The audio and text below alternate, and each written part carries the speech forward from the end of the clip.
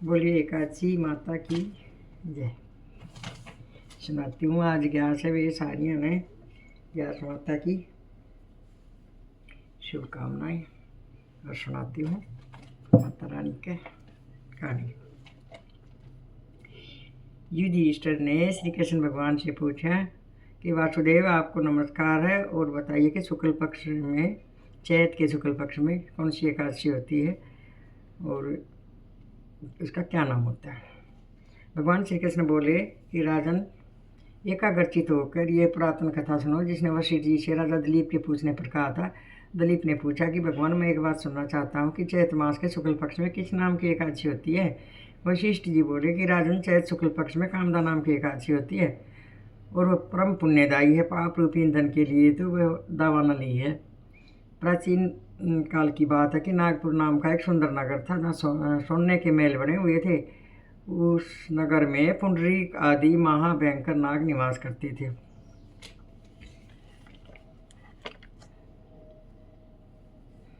पुंडरीक नाग नामक निवास करते थे।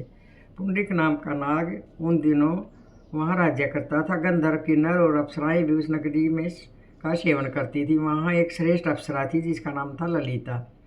उसके साथ ललित नाम का गंधर्व भी था। वे दोनों पति पत्नी के रूप में दोनों रहते, दोनों ही परस्पर काम में पीड़ित रहते थे। ललिता के हृदय में सदा पति की ही मूर्ति बसी रहती थी और ललित के हृदय में सुंदरी ललिता का नियम था। एक दिन की बात है कि नागराज पुंडरीक राज्यसभा में बैठा हुआ था, मनोरंजन कर रहा था। उस समय ललित का गान हो रहा था किंतु उसके साथ उसकी प्यारी ललिता नहीं थी।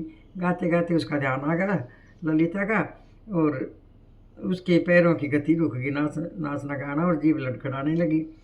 नागों में श्रेष्ठ करकोटक को ललित के मन का संताप पता लग गया।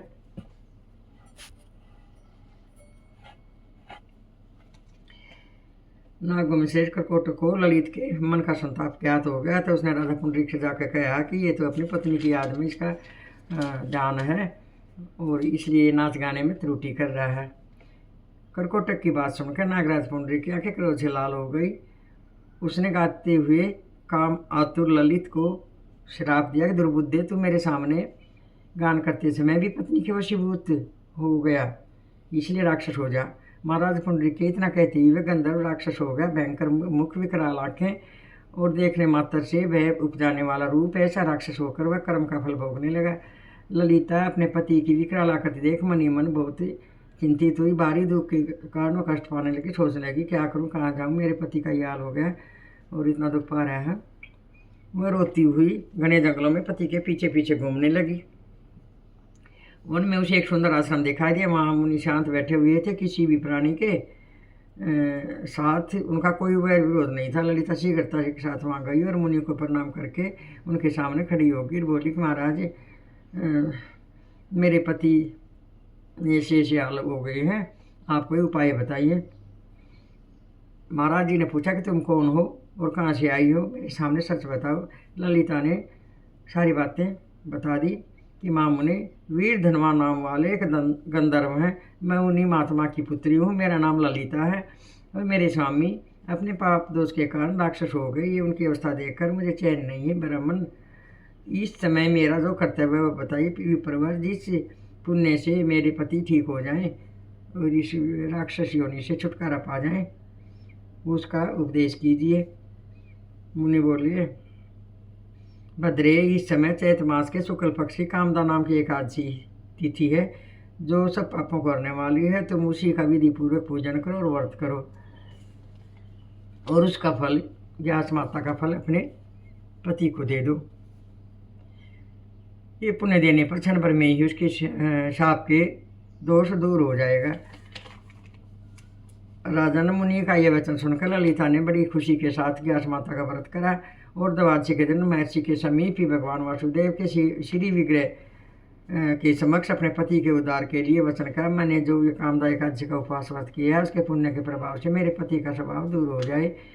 वशिष्ठ जी कहते हैं कि ललिता के इतना कहते ही उसी क्षण ललित का शाप दूर हो गया, पाप दूर हो गया और उसने दिव्य दान कर दे धारण की। राक्षस स्वभाव चला गया और पुनः गंधर्व की प्राप्ति हुई। नरश्रेष्ठ जो वे दोनों पति पत्नी कामदा के प्रभाव से पहले की अपेक्षा अति सुंदर रूप धारण करके विमान पर आरूढ़ होकर अत्यंत शोभा पाने लगे। ये जानकर एकादशी के व्रत का यत्न पूर्वक पालन करना चाहिए। मैंने लोगों के हित के लिए तुम्हारे सामने ये बात कही। कामदा एकादशी ब्रह्मत्या आदि पापों तथा पिशाच तव आदि दोषों का नाश करने वाली है। राजन, इसके पढ़ने और सुनने से वाजपेयी यज्ञ का फल मिलता है। ये थी व्यास माता की कहानी। और जय हो, सारे बोलो मिलकर व्यास माता की जय, व्यास माता की जय, विष्णु भगवान की जय, कृष्ण कन्हैया की जय।